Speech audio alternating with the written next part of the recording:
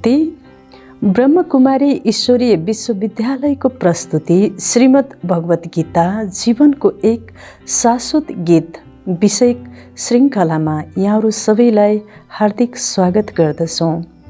आज हामी यस श्रृङ्खला अन्तर्गत इन्द्रिय नियन्त्रणको कलाको विषयमा चर्चा गर्नेछौँ।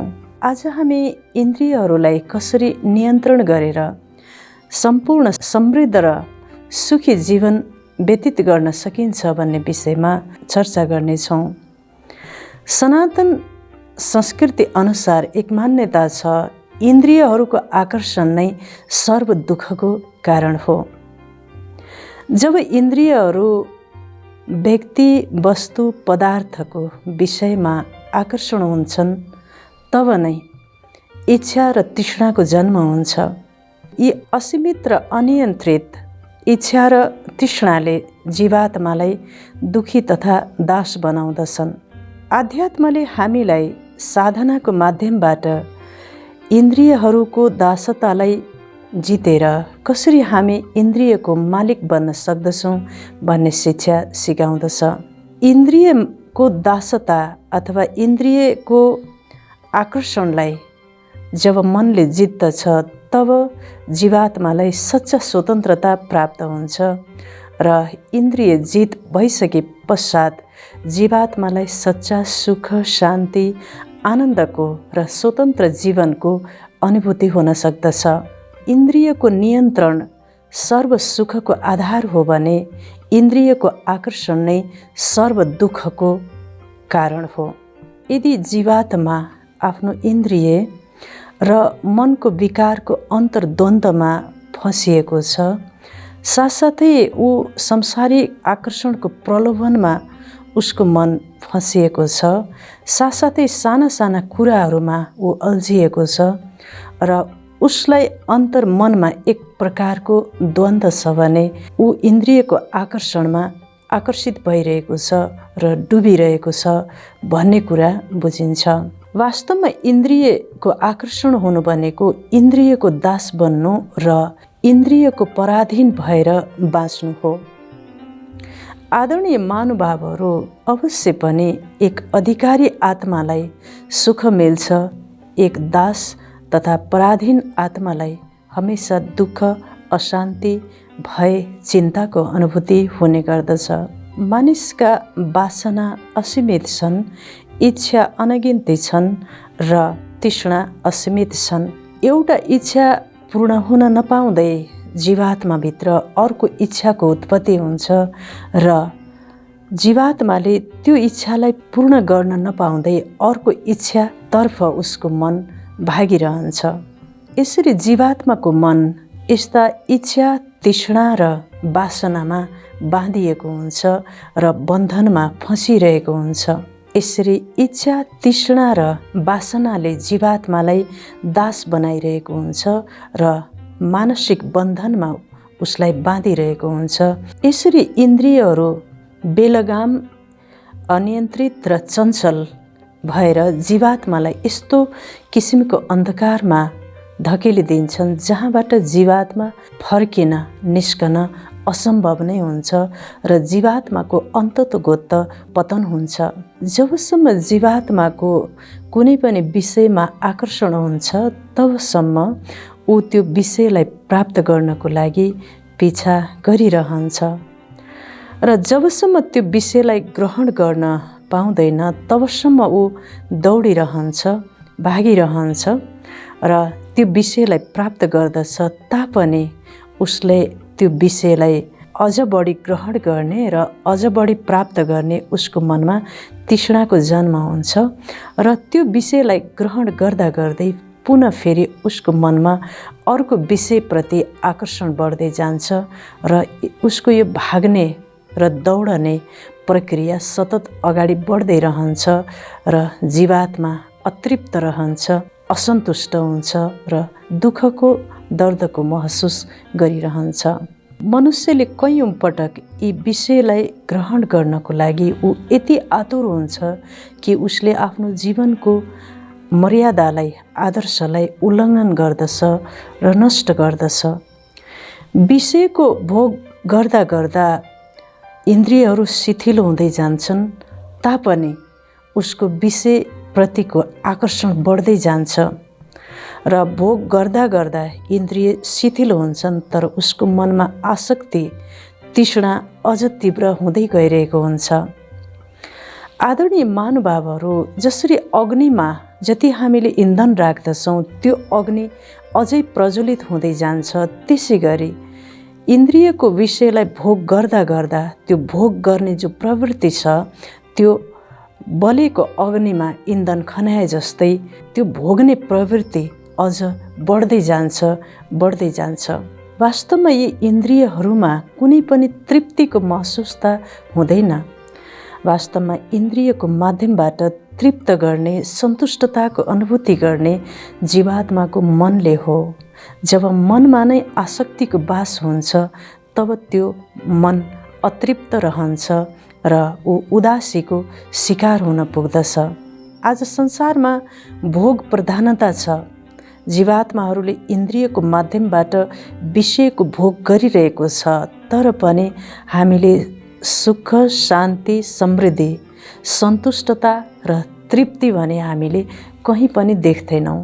त्यसैले अब आवश्यकता छ जीवात्माहरूलाई इन्द्रियको मालिक अथवा मनको मालिक अथवा इन्द्रियको स्वामी कसरी बनाउन सकिन्छ र जीवनको सुख, शान्ति, आनन्द र जीवनको सच्चा स्वतन्त्रताको कसरी अनुभव गर्न सकिन्छ, त्यो कलालाई, त्यो विद्यालाई सिक्न र सिकाउन जरुरी छ। आज संसारको जीवात्माको अगाडि एक महत्त्वपूर्ण र जटिल प्रश्न खडा छ कि कसरी जीवात्मालाई इन्द्रियको अधीनता र दासत्वबाट मुक्त गरेर समृद्ध र सुखी जीवनको अनुभूति साथसाथै स्वतन्त्र जीवनको अनुभूति गराउन सकिन्छ। अनियन्त्रित इन्द्रियहरूको दासतामा बाँचेको जीवात्मा धागामा बाँधिएको कठपुतलीको समान हुन्छ। जसरी कठपुतलीले आफूले केही गर्न सक्दैन, ऊ कसैको नियन्त्रणमा ऊ नाचिरहेको हुन्छ, त्यस्तै प्रकारले अनियन्त्रित र बेलागाम इन्द्रियहरूका इच्छा र तृष्णाले चलाइरहेको जीवात्माले स्वतन्त्रता र आफ्नो सही र वास्तविक अस्तित्वमा बाँचेको हुँदैन। परतन्त्रता र दासतामा ऊ अल्झिरहेको हुन्छ र उसको जीवन इन्द्रिय र इच्छा तृष्णाको बन्धनमा बाँधिएको हुन्छ। मानवका व्यर्थ तथा नकारात्मक विचारहरूले समस्त इन्द्रियहरूलाई चञ्चल र गतिशील बनाउँदछन्। वास्तवमा इन्द्रियहरूको कुनै दोष छैन। इन्द्रियहरूलाई भड्काउने र उक्साउने र गलत विषयमा ग्रहण गर्न लगाउने मानिसको चञ्चल मन हो। त्यसैले इन्द्रियलाई नियन्त्रण गर्नुभन्दा पहिला मनलाई संयम गर्नुपर्ने, मनलाई नियन्त्रण गर्नुपर्ने र मनलाई प्रशिक्षण गर्नुपर्ने आवश्यकता छ। आदरणीय महानुभावहरू, हर समस्याको पछाडि समाधान अवश्य हुन्छ। हरेक तालाको निर्माणको सँगसँगै त्यसलाई खोल्ने चाबीको पनि निर्माण भएकै हुन्छ। त्यसैले अनियन्त्रित इन्द्रियहरू र दुष्पूर मनलाई नियन्त्रण गर्ने समाधान पनि अवश्य छ। जब जीवात्माले आफ्नो मन तथा इन्द्रियलाई नियन्त्रण गर्दछ तब उसले विपरीत र प्रतिकूल परिस्थितिमा पनि उसको मन पर्वत समान अचल र उसको बुद्धि सागर समान विशाल हुन्छ र ऊभित्र स्वीकार्यताको शक्तिको विकास हुन्छ। अब हामी यी इन्द्रियहरूलाई नियन्त्रण गर्नको लागि केही आध्यात्मिक उपायहरूको विषयमा चर्चा गर्नेछौँ। इन्द्रियलाई नियन्त्रण गर्ने पहिलो विधि हो बुद्धि, विवेक र वैराग्यद्वारा इन्द्रियमाथि नियन्त्रण गर्न सकिन्छ। विषयहरूमा विचरण गर्नु इन्द्रियहरूको स्वभाव हो, तर इन्द्रियहरू विषयमा विचरण तब गर्दछन् जब इन्द्रियहरूलाई मनको सहयोग प्राप्त हुन्छ।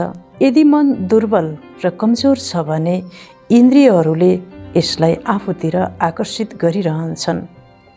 जब मनलाई बुद्धि र वैराग्यकोबाट सकारात्मक र शक्तिशाली बनाइन्छ तब मनले इन्द्रियहरूलाई साथ नदिए पश्चात इन्द्रियहरू विषयमा विचरण गर्न सक्दैनन्। यसरी बुद्धि, विवेक र वैराग्यद्वारा मनलाई सकारात्मक, मनलाई शक्तिशाली, मनलाई अटल बनाए पश्चात इन्द्रियहरूलाई विषयमा विचरण गर्ने शक्ति हुँदैन र इन्द्रियहरू स्वतः नै नियन्त्रण हुन्छन्। त्यसैले इन्द्रियहरूलाई नियन्त्रण गर्नुभन्दा पूर्व मनलाई शक्तिशाली बनाउनु पर्ने, मनलाई सकारात्मक बनाउनु पर्ने, मन जित हुनुपर्ने आवश्यकता छ। इन्द्रिय नियन्त्रणको दोस्रो विधि हो मनको सही प्रशिक्षणबाट मात्र इन्द्रियको नियन्त्रण सम्भव छ। सर्वप्रथम त कुनै पनि विषयमा आसक्त भएको इन्द्रियलाई त्यहाँबाट खिचेर फर्काएर आत्मचिन्तनमा लगाउनु पर्दछ र इन्द्रियले जुन विषयको ग्रहण गर्दछ त्यो विषयको नश्वरता, क्षणभङ्गुरता र परिवर्तनशीलताको विषयमा राम्रोसँग प्रशिक्षण दिइरहनु पर्दछ। जब हामीले प्रेमपूर्वक मनलाई बारम्बार प्रशिक्षण गर्दछौँ तब मनले त्यस विषयको नश्वरता, परिवर्तनशीलता, क्षणभङ्गुरतालाई बुझेर मनमा एक प्रकारको वैराग्यको जन्म हुन्छ र स्वतः नै मन सकारात्मक, शक्तिशाली बन्दछ। तब उसले इन्द्रियलाई विषयमा विचरण गर्ने शक्तिलाई नियन्त्रण गर्दछ र ऊ इन्द्रियको मालिक बन्न सक्दछ। जबसम्म हामीले आफ्नो मनलाई आत्माको अमरता, आत्माको शाश्वतता र आत्माको अस्तित्वको विषयमा प्रेमपूर्वक पढाउँदैनौँ तबसम्म हाम्रो यो मन व्यक्ति, वस्तु, पदार्थतिर मनको ऊर्जा व्यय भइरहेको हुन्छ। जब हामीले आत्माको अमरताको विषयमा, सत्यताको विषयमा पढाउँदछौँ तब मन सकारात्मक, सृजनशील हुन्छ र शक्तिशाली हुन्छ। तब नै इन्द्रियलाई सही रूपमा मनले ह्यान्डल गर्न सक्छ, नियन्त्रण गर्न सक्छ र जीवात्मा इन्द्रियको मालिक बन्न सक्छ र उसले वास्तविक स्वतन्त्रता र जीवनको सही अस्तित्वको बोध गर्न सक्दछ र जीवनमा परम सुख, शान्तिको अनुभूति गर्न सक्दछ। यसरी मनलाई सकारात्मक र शक्तिशाली बनाएपछि एक एक कर्म इन्द्रियहरू नियन्त्रित हुन्छन् र एक एक कर्म इन्द्रियहरूलाई नियन्त्रण गर्नको लागि मेहनत गर्नुपर्ने आवश्यकता रहँदैन। इन्द्रियलाई नियन्त्रण गर्ने तेस्रो विधि हो परमात्मासँगको अटुट सम्बन्धबाट मात्र इन्द्रियलाई संयम गर्न सकिन्छ। आदरणीय महानुभावहरू, जबसम्म यो मनलाई सत्य ठेगाना मिल्दैन तबसम्म यो मन संसारमा भड्किरहन्छ। इन्द्रिय जनित विषयहरू क्षणभङ्गुर, नश्वर, चञ्चल र चलायमान हुने भएको हुनाले यससँग सम्बन्धित मन र इन्द्रियहरू पनि चञ्चल, चलायमान र क्षणभङ्गुर हुने गर्दछन् र अन्ततगत जीवात्मालाई यी नश्वर विषयको ग्रहणबाट र भोगबाट दुःख, अशान्ति नै प्राप्त हुन्छ र मन तथा इन्द्रियहरू भड्कि नै रहन्छन्। त्यसैले जीवात्माको इन्द्रियहरूलाई नियन्त्रण गर्नको लागि मनलाई सही ठेगानाको र सत्य ठेगानाको र अविनाशी अमर ठेगानाको आवश्यकता हुन्छ। त्यो असीमित ऊर्जा, कहिले पनि नाश नहुने ऊर्जा परमपिता परमात्मा नै हुनुहुन्छ। जब मन परमात्मासँग जुटेको हुन्छ, परमात्मासँग मनको कनेक्सन हुन्छ, सर्वशक्तिवान, अमर, अविनाशी ऊर्जाको स्रोत, अविनाशी ऊर्जावान परमपिता परमात्मासँग जब मनको कनेक्सन हुन्छ तब मनलाई सम्पूर्ण सुख, शान्ति, आनन्द र शक्तिशाली मन बन्न पुग्दछ। तब नै उसले नश्वर र भौतिक, चलायमान र चञ्चल विषयहरूतर्फ लागेका इन्द्रियहरूलाई त्यो शक्तिशाली मनले संयम गर्न सक्दछ र जीवनमा सच्चा सुख, शान्ति र आनन्दको अनुभूति गर्न सक्दछ। आदरणीय महानुभावहरू, अवश्य पनि यी चलायमान र अत्यन्त वेगवान र शक्तिशाली इन्द्रियहरूलाई नियन्त्रण गर्नको लागि सर्वशक्तिवान भगवानको नै शक्तिको आवश्यकता पर्दछ। त्यसैले जब जीवात्माले आफ्नो सम्बन्ध सर्वशक्तिवान परमात्मासँग निरन्तर बनाइराख्दछ तब नै इन्द्रियहरूको नियन्त्रण सम्भव छ। भगवानले श्रीमद् भगवत गीतामा अध्याय 2 को 61 नम्बर श्लोकमा भन्नुभएको छ, हे अर्जुन, जो जीवात्माले सम्पूर्ण इन्द्रियहरूमाथि जित प्राप्त गरेको छ, मनमाथि जित प्राप्त गरेको छ भने उसको बुद्धि स्थिर हुन्छ, उसैलाई नै स्थित प्रज्ञ मुनि भनिन्छ। अवश्य पनि जसले मन तथा इन्द्रियहरूमाथि जित प्राप्त गरेको छ उसको बुद्धि परमात्मामा स्थिर हुन्छ। उही नै स्थित प्रज्ञ अथवा स्थिर चित्त योगी हो। श्रीमद् भगवत गीतामा भगवानले अध्याय 3 को 7 नम्बर श्लोकमा भन्नुहुन्छ, हे अर्जुन, श्रेष्ठ पुरुष ऊ हो जसले आफ्नो मन तथा इन्द्रियहरूलाई नियन्त्रण संयम गरिकन इन्द्रियहरूको माध्यमबाट कर्मयोगको आचरण गर्दछ। वास्तवमा ऊ संसारमा श्रेष्ठ पुरुष हो। त्यसैले परमपिता परमात्मा शिव बाबाले यस सृष्टिमा अवतरित भएर हामीलाई समस्त कर्म इन्द्रियको मालिक बनेर स्वराज्य अधिकारी बनेर वर्तमान समय स्वराज्य अधिकारलाई प्राप्त गरेर विश्वराज्य अधिकारी बन्ने श्रीमत दिनुभएको छ। परमपिता परमात्मा शिव भगवानले भन्नुहुन्छ, हे जीवात्मा, जब मन तथा इन्द्रियहरू संयम एवं नियन्त्रणमा हुन्छन् तब यस्तो जीवात्माले विश्व कल्याणको कार्य गर्न सक्छ अथवा उसका इन्द्रियहरू विश्व कल्याणको कार्यमा प्रयोग हुन्छन्।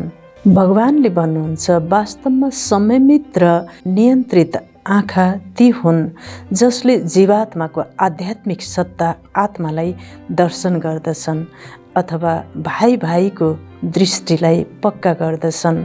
संयमित र नियन्त्रित कानहरू ती हुन् जसले भगवानको दिव्य ज्ञानलाई श्रवण गर्दछन्। संयमित मुख त्यो हो जसले भगवानको दिव्य वचनहरू मात्र बोल्दछन्। संयमित र नियन्त्रित हातहरू ती हुन् जसले हमेशा कर्मयोगी भएर कार्य गर्दछन् र हमेशा दान गरिरहन्छन्। नियन्त्रित र संयमित पाउहरू ती हुन् जो प्रत्येक कदममा परमात्माको स्मृतिबाट ईश्वरीय कार्यमा अग्रगामी बनुन्। यसै गरी संयमित र नियन्त्रित मन त्यो हो जुन मनले निरन्तर मनमनाभव भएर परमात्माको स्मृतिको धुनमा लागिरहेको होस्। यसै गरी संयमित र नियन्त्रित बुद्धि त्यो हो जसले आफ्नो बुद्धिको डोरी परमात्माको हातमा सुम्पिएको होस् र बुद्धिको ध्रुवीकरण एक परमपिता परमात्मा शिव भगवानसँग मात्र होस्। यसै गरी संयमित र नियन्त्रित संस्कार त्यो हो जुन दिव्य छ, अलौकिक छ, ईश्वरीय छ। जुन भगवानको संस्कार त्यो नियन्त्रित र संयमित जीवात्माको संस्कार हुन जान्छ। यसरी सम्पूर्ण मन तथा इन्द्रियलाई संयम गरेर यिनीहरूमा दिव्यता तथा अलौकिकताको सञ्चार गर्नु र एक एक कर्म इन्द्रियको द्वारा परमात्माको ज्ञान, परमात्माको शक्ति र परमात्माको दिव्यतालाई प्रकट गर्ने, यस सृष्टिमा सञ्चार गर्ने माध्यम बनुन्। तब नै यी इन्द्रियहरू नयन कमल, हस्त कमल, चरण कमल, मुख कमल, एक कमलको फुलसँग तुलना गरिन्छ र सम्पूर्ण पावन इन्द्रियहरू भगवानको कार्यमा र भगवानलाई प्रत्यक्ष गर्नेको निमित्त बन्न सक्दछन्।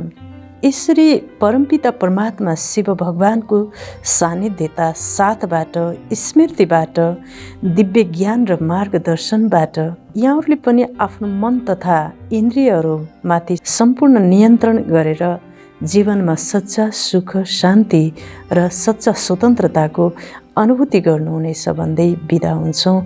हवस् त। ओम शान्ति।